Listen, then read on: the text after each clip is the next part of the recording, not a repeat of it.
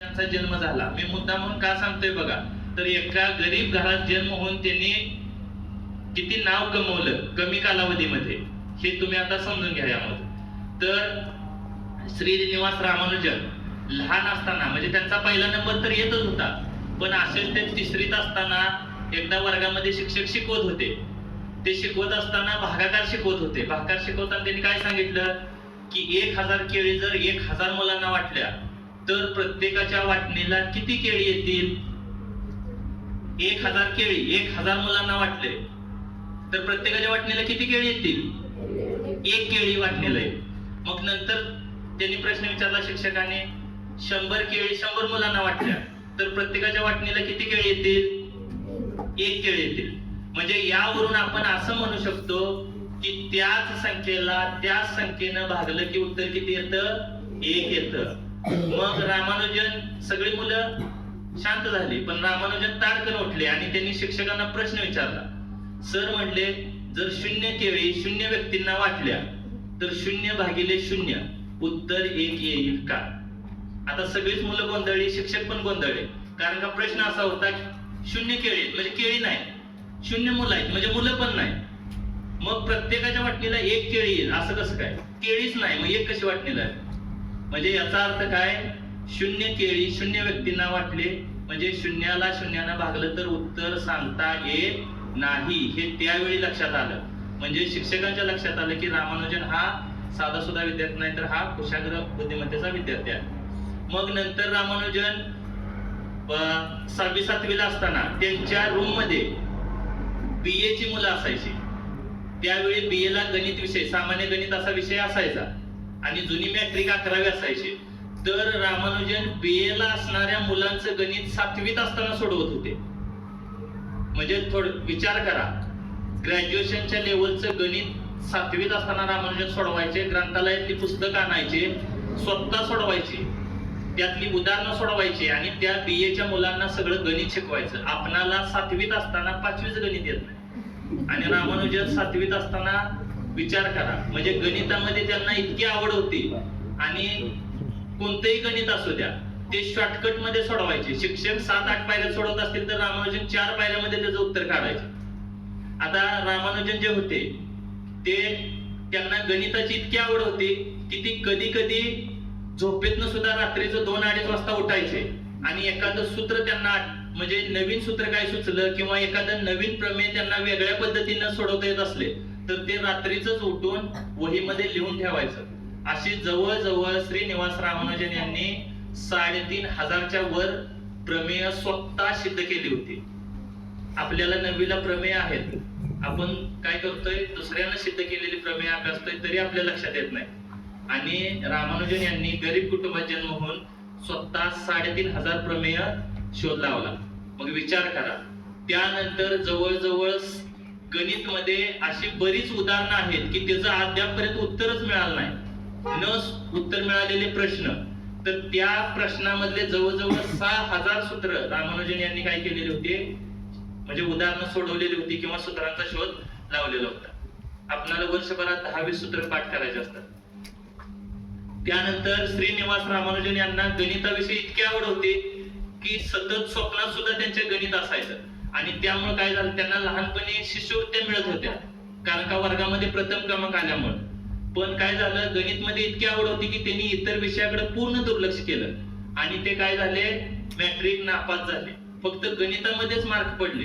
ते काय करायचे की घराच्या कौलावर बसून सुद्धा गणिताचा अभ्यास करायचे, सतत गणिताचाच विचार करायचे 24 तास आणि त्यामुळे ते मॅट्रिक नापास झाले. मग नंतर काय झालं की घरातनं ते लहानपणीच बाहेर पडले. नापास झाल्यामुळे पुढे काय त्यांना शिक्षण घेता येईना, कारण काही एका विषयावरती काही पुढे शिक्षण घेता येत नसते. मग ते मोकळ्या वेळात काय केलं, त्यांनी दुसरीकडे एका ठिकाणी नोकरी मिळाली. दरम्यानच्या काळात त्यांचा विवाह पण झाला.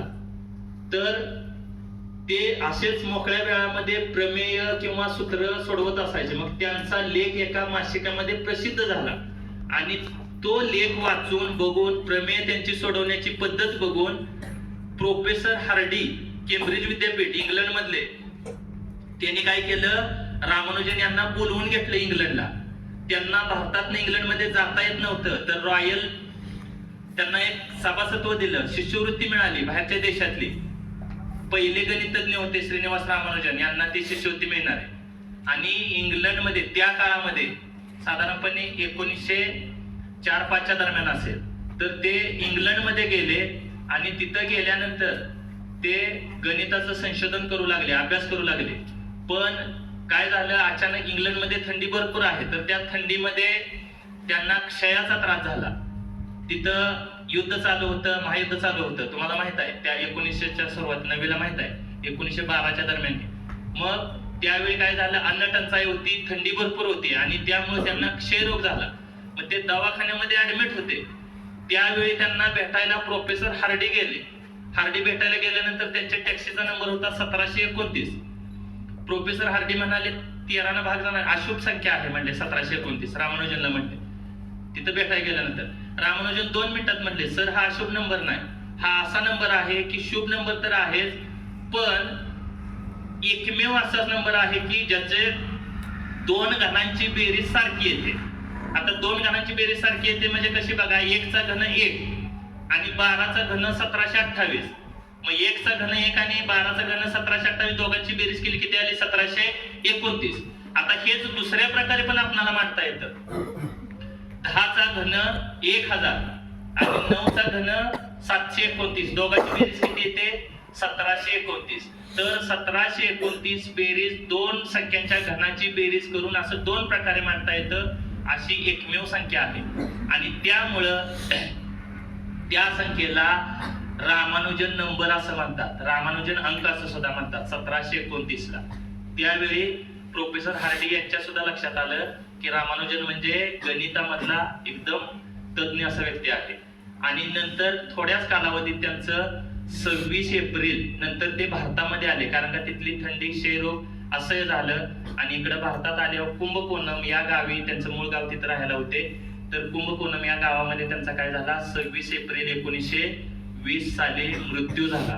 तर असा हा जो थोर महान गणितज्ञ होता श्रीनिवास रामानुजन, यांचा जन्मदिवस आपण काय करतोय, गणित दिवस म्हणून साजरा करतोय.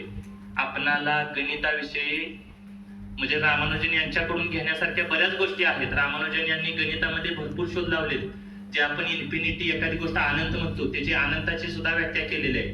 पाईची किंमत जी आहे 3.14, त्याच्या पुढे सुद्धा भरपूर किंमत आहे. तेवढी किंमत 14, 28, 42 असं पुढं अंक आहेत. ती बऱ्याच अंकापर्यंत रामानुजन किंमत त्यांच्या तोंडपाठ होती, सूत्र तोंडपाठ होती, प्रमेय बरेच पाठ होते. आणि रामानुजन यांनी स्वतः लिहिलेली जी वही आहे स्वतःच्या हस्ताक्षरात, ती 1964 साली वही सापडली, साधारण 64च्या दरम्यान. तर ती वही आज सुद्धा रामानुजन बुक्स म्हणून प्रसिद्ध आहे, नोट्स म्हणून प्रसिद्ध आहे. तर अशा हे जे भारतातला थोर गणितज्ञ, जगामध्ये ज्यानं नाव केलं, गरीब घरात जन्माला येतो, म्हणजे फक्त गणिताच्या जोरावरती त्यांना दुसऱ्या देशाची 10वी मॅट्रिक मध्ये नापासून सुद्धा शिष्यवृत्ती मिळाली, बाहेरच्या देशात गेले आणि तिथं सुद्धा नाव कमावलं. तुम्ही आज सुद्धा रामानुजन यांच्याविषयी माहिती वाचली तर तुम्हाला बऱ्याच गोष्टी लक्षात येतील. तर असं हे श्रीनिवास रामानुजन यांचं महान कार्य आहे. आता त्यांचा जन्मदिवस तामिळनाडू राज्यात IT दिवस म्हणून पण साजरा केला जातो. तुम्हाला माहित आहे, ज्या वेगवेगळ्या IT कंपनी आहेत, पुण्यात पण आहेत आणि तामिळनाडूमध्ये पण जास्त आहेत, तर याचं श्रेय श्रीनिवास रामानुजन यांना जातं. असे हे थोर महान गणितज्ञ श्रीनिवास रामानुजन यांना आपण आज जयंती निमित्त काय करूया, त्यांना विनम्र अभिवादन करूया.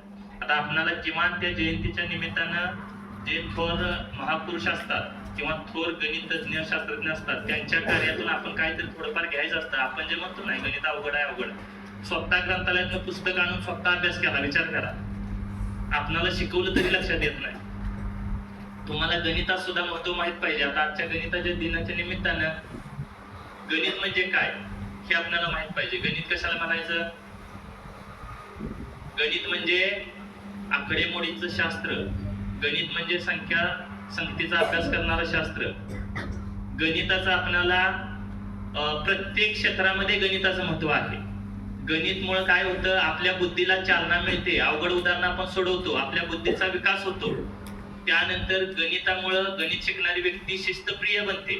गणितामध्ये पायऱ्या असतात, ज्या त्यावेळी लक्ष द्यावं लागतं. त्यामुळे गणितामुळे आपल्याला काय होतं, आपल्या अंगी शिस्त येण्यास मदत होते. त्यानंतर प्रत्येक क्षेत्रामध्ये गणिताचं महत्व आहे.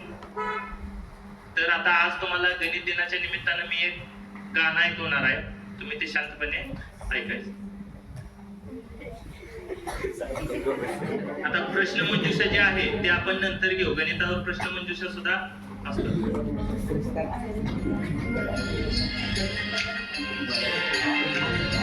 आवाज येतोय का?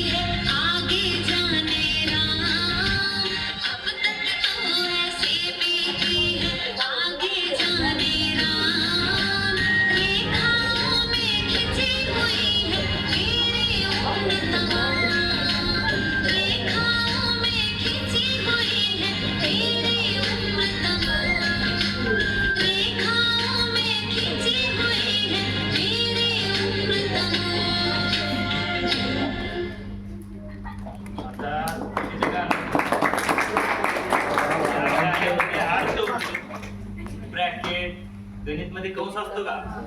त्या आपल्या जीवनाला त्या ब्रॅकेट म्हणजे जोडलेलं होतं त्यामध्ये, फक्त हिंदीत असल्यामुळं तुम्हाला काही गोष्टी समजल्या असतील. किरण म्हणजे रे, किरणच म्हणतात. त्यानंतर दुसरं अजून एक होतं त्यामध्ये शब्द होता असा त्रिभुज, त्रिकोण. म्हणजे गणित मधल्या ज्या संज्ञा आहेत त्या घेऊन काय केलेलं होतं, गाणं तयार केलेलं होतं, त्यामध्ये अर्थ होता.